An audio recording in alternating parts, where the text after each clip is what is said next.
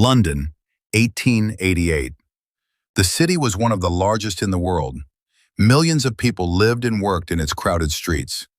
But hidden behind the bright lights and growing industry was a darker side of London, a place where poverty, crime, and desperation ruled everyday life. In the east end of the city was a district called Whitechapel. Whitechapel was overcrowded, dirty, and dangerous. Narrow alleyways twisted between old brick buildings, and at night thick fog rolled through the streets. Gas lamps flickered weakly in the darkness, barely lighting the path ahead. For many people living there, survival was a daily struggle.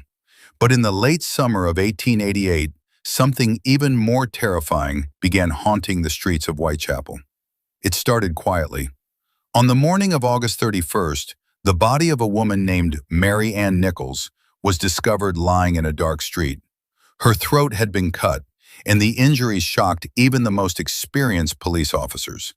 At first, authorities believed it was just another tragic crime in a poor neighborhood. But only days later, another woman was found murdered in a similar way, and then another. Within just a few months, at least 5 women were brutally killed in the same area. The murders were violent and disturbing, and the killer seemed to disappear into the fog every time. Fear quickly spread through Whitechapel. Women were afraid to walk alone at night.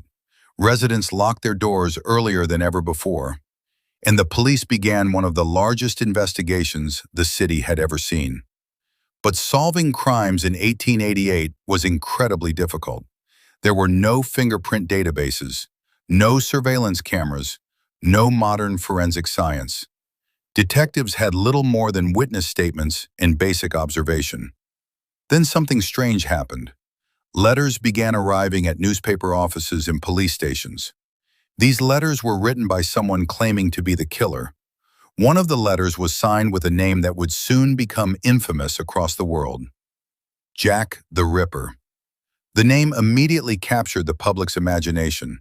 Newspapers printed the letters, and the mysterious killer became a sensation across Britain.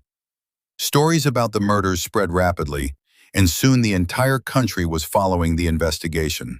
Some people believed the killer was a doctor because of the precise way the victims had been injured. Others thought he might be a butcher, someone familiar with knives. There were even wild rumors suggesting the killer could be a member of the royal family. Police investigated hundreds of suspects. Local workers, immigrants, criminals, and even respected members of society were questioned. But every lead eventually reached a dead end. Meanwhile, the killer remained invisible. He seemed to know the streets of Whitechapel perfectly, striking quickly and disappearing before anyone could catch him. Then, just as suddenly as the murders began, they stopped. After the final known victim in November of 1888, the killings ended. The mysterious murderer who had terrorized London simply vanished. No arrest was ever made. No identity was ever confirmed. More than a century later, historians and investigators still debate who Jack the Ripper might have been. Some believe he was a local man who knew the area well. Others think he may have been a traveling criminal who left the city. Dozens of suspects have been proposed over the years, but none have been proven beyond doubt. What makes the story even more chilling is that the killer may have been hiding in plain sight the entire time. A neighbor, a worker, a quiet stranger passing through the crowd.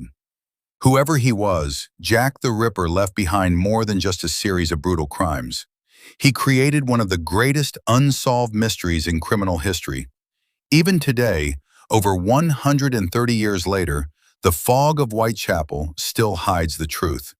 And the identity of Jack the Ripper remains one of the darkest secrets in history. A killer without a face, a name without a man, a mystery that may never be solved.